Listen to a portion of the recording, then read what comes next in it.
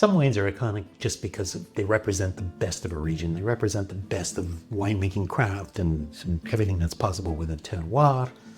I don't think there's any argument that Barolo fits into that category. Nebbiolo is such a musical grape in a way for me, but it's always the tannin finish that disturbs me.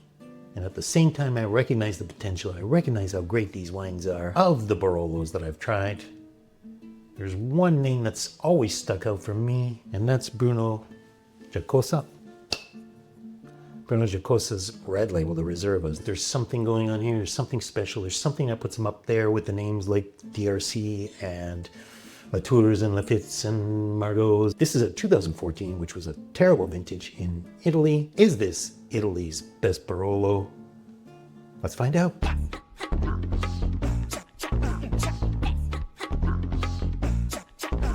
What do we got in the glass? Look at that color. It's starting to fade a little bit. Wow, Barolos always have that color as if they've been, which they have been. They've been sitting in wood for 36 months, haven't they? So they tend to have that tea colored, and it's not just in the color of that tea. We're going to get back to tea in a second.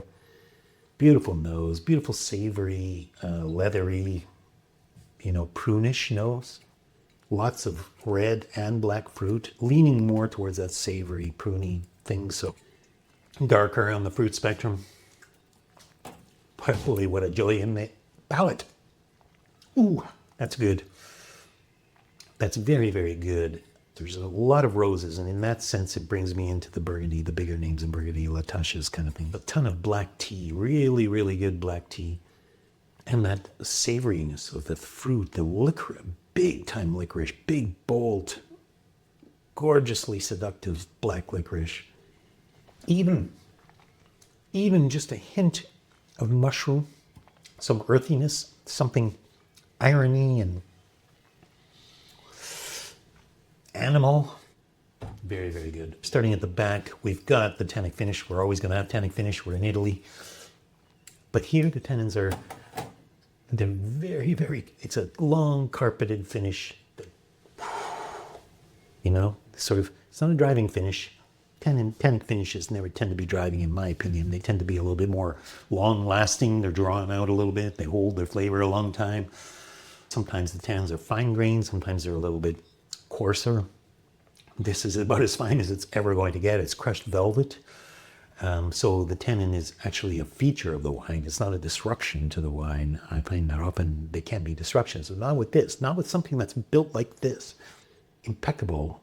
Incredible. There's something liqueurish about it as well. The mid palate is very, very smooth, very elegant, very refined.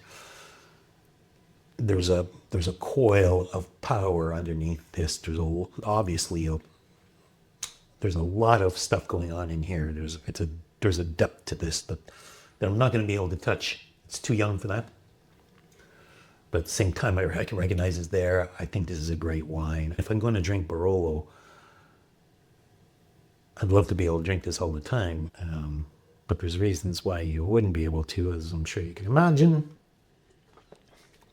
Beautiful sweetness, beautiful harmony.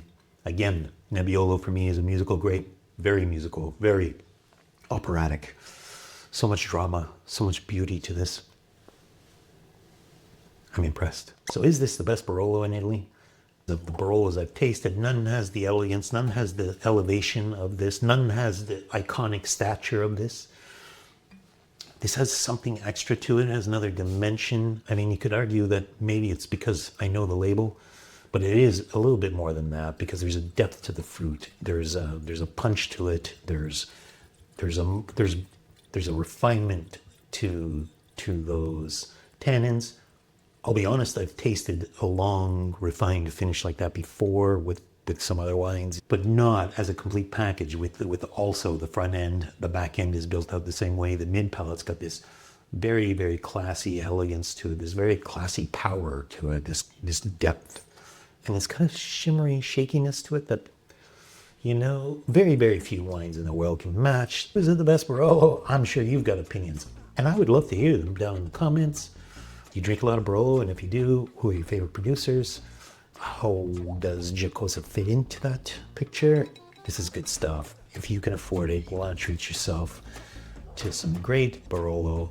Do it. Do it with Giacosa. Let Giacosa's craziness inspire you and get into you and shake up every single crevice of your wine-loving self. That's my advice to you. Thanks a lot for watching. Appreciate the comments. We'll be back again soon. Until then, hey, stay thirsty.